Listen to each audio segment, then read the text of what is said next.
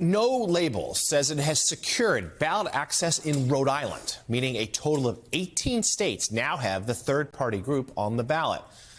The organization made the announcement on social media yesterday, but has yet to announce or even determine who will be on its ticket as presidential candidates. NBC News has learned that No Labels has been turned down by at least a dozen prospective candidates. And on the front page of the New York Times today, a new article reveals Democrats have become increasingly alarmed by the potential for third-party candidates who could swing the election to former President Trump.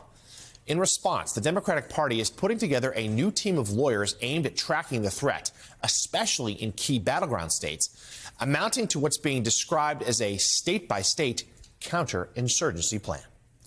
Joining us now, host of the Bulwark podcast, Tim Miller. He previously served as communications director for Jeb Bush and spokesman for the Republican National Committee. We're always grateful when he can join us. Tim, good to see you. So let's talk about No Labels here. They've secured access on nearly 20 states. If they field a candidate, and that remains an if, they could play a role here in this election. What do you think their motives are? What's happening? Yeah, I think that it's a lot of rich folks that are in a bubble. And in the bubble which they exist, there's a lot of unhappiness with both candidates.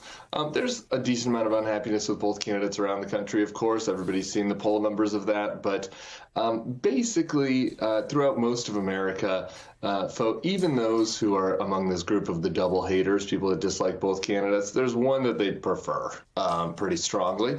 And disproportionately, if we look at the 2020 results, those folks prefer Joe Biden. And I think the big difference between in 2016 and 2020 is that in 2020, Joe Biden won huge margins among people that dislike both candidates, whereas in 2016, Donald Trump beat Hillary Clinton among those voters, in part because the third-party candidates bled from her. So, I think that basically in New York, in the Cell Corridor, in these big cities where Mark Penn and Nancy Jacobson, who run this group, in their environs, these big donors, there's a lot of support for finding a third candidate, but there just isn't a lot of popular support. And the candidates who kick the tires on this, once they start to look into the polling data more closely, they realize that this is a dead-end deal.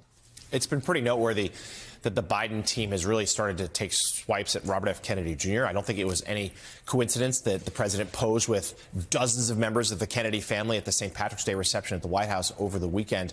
Where do you perceive, how much of a threat do you perceive as RFK Jr. and to which candidate, Trump or Biden? Yeah, RFK Jr. is this weird wild card where it's kind of a known unknown, as Rumsfeld would say.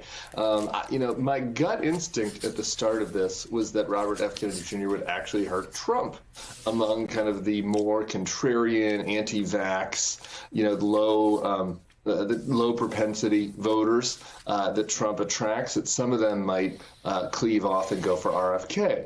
But, I think that because of some concerns about Biden's age, because of some unhappiness, still some lingering unhappiness about inflation, even though that's come down.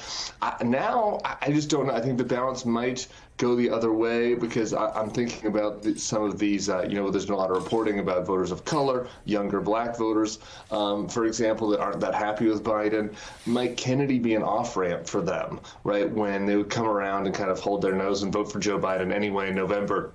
If it was a two-person race. So I think I'm glad the DNC is taking this very seriously. I don't think it's clear who RF Kennedy Jr. will take from at this point. I think obviously, given the stakes of the election, diligence is critical here. Yeah, and Tim, just give us your big picture thoughts as to where things stand in the election right now. President Biden on a bit of an upswing since State of the Union. He's on an aggressive campaign schedule and has a significant financial advantage over Trump. But polls suggest that in those key battlegrounds, Trump has narrow but consistent leads. Where do you think things stand right now?